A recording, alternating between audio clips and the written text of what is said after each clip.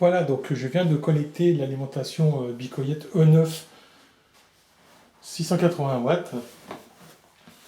Et donc j'ai placé ici un wattmètre qui va nous permettre de voir en direct la consommation à la prise EDF de cette alimentation quand on va allumer les ampoules.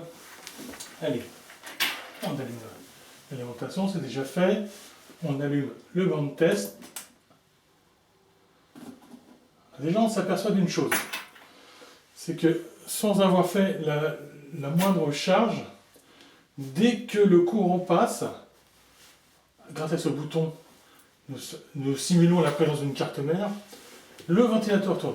Bon, il est complètement inaudible, mais on a bien la preuve que cette alimentation n'est pas semi-passive, comme il se fait chez certains modèles haut de gamme, Bicoyet ou autres. Donc là, on voit bien que le ventilateur tourne, très doucement, mais il tourne. Avant d'allumer, il faut que je vous explique un petit peu comment fonctionnent ces ampoules. En fait, il y a deux types d'ampoules. Les ampoules reliées par 4 sont les ampoules de 20 watts, donc 20, 40, 60, 80 watts. Les ampoules reliées par 2 sont les ampoules 50 watts, 50 et 100. Ce qui nous fait 100, 80 watts pour le carte mère. Nous avons le même schéma pour le CPU, le même schéma pour la carte graphique 1, 2 et la carte graphique 1. Donc nous avons une possibilité avec ce simple petit banc de charge à base d'ampoule 12 volts, et on testera que le 12 volts avec ce banc de charge.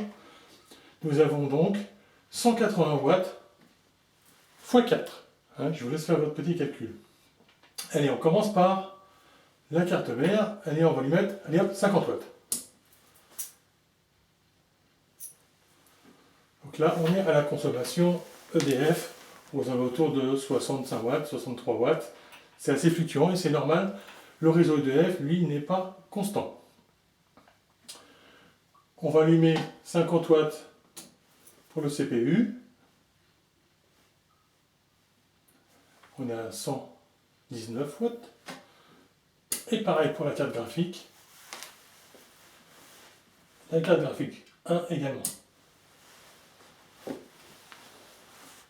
Voilà, donc là on est à 225 watts, 224. Évidemment, donc l'alimentation est toujours ultra silencieuse. Là on est dans un délai trop court pour savoir si elle chauffe. C'est une Gold, donc elle ne chauffera pas beaucoup, surtout à seulement 225 watts. Allez, on rajoute encore 50 watts sur la carte mère. Là, on passe à 276. Le CPU, on passe à 630. Première carte graphique, enfin non, la numéro 2. On est à 380. La numéro 1. Donc là, on monte déjà en charge. Donc là, on est déjà à peu près aux 2/3 de la puissance. En instantané, cette alimentation ne fait pas du tout de bruit. Le ventilateur semble tourner un poil plus vite, mais franchement, c'est anecdotique. Donc on a branché 100 watts, on va dire par rail, pour simplifier. Allez, on va rajouter 20 watts carte mère,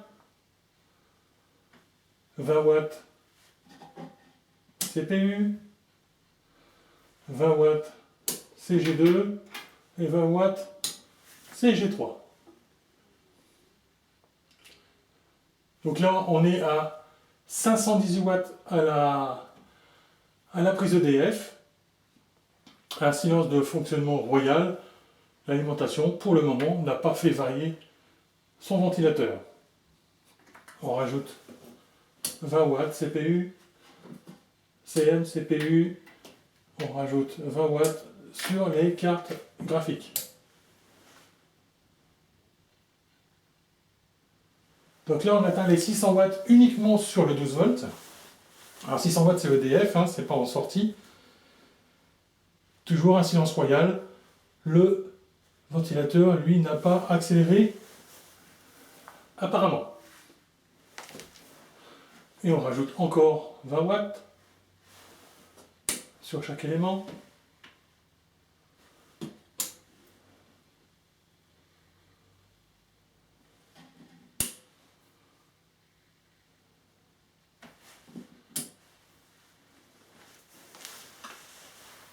Donc là, on arrive aux 680 watts du secteur. L'alimentation ne branche toujours pas. Elle est toujours stable. Et le ventilateur ne tourne toujours pas plus vite qu'à 100 watts, quoi. Évidemment, le temps est court, quelque part, elle n'a pas encore vraiment le temps de chauffer.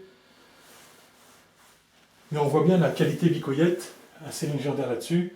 Là, on a la preuve de visu. Allez, on rajoute 20 watts, 20 watts.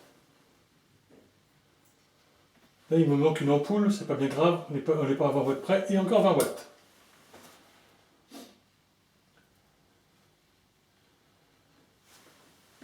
Si vous lisez bien ici, cette alimentation sur le 12 volts, au niveau de la prise EDF, tient sans broncher les 740 watts de consommation EDF.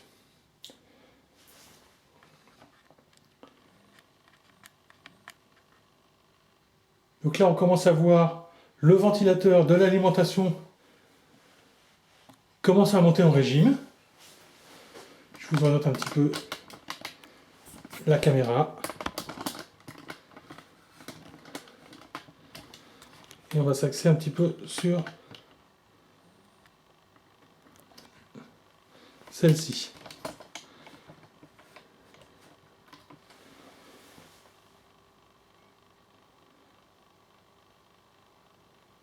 Je ne sais pas si c'est très visible, mais là, pour le coup, maintenant le ventilateur est bien monté en régime. Donc on commence à faire chauffer la bête. Donc malheureusement, on n'a pas de remontée concernant la vitesse du ventilateur, mais là, il y a vraiment une très très nette accélération de ce ventilateur.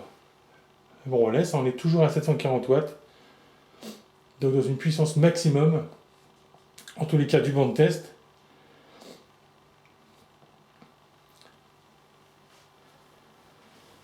Donc 740 watts, on va dire à la prise EDF, on pourrait considérer que si cette alimentation avait un rendement de 90% à son maximum, ça veut dire qu'en sortie, elle aurait 90% des 740 watts, c'est-à-dire 74 watts de moins.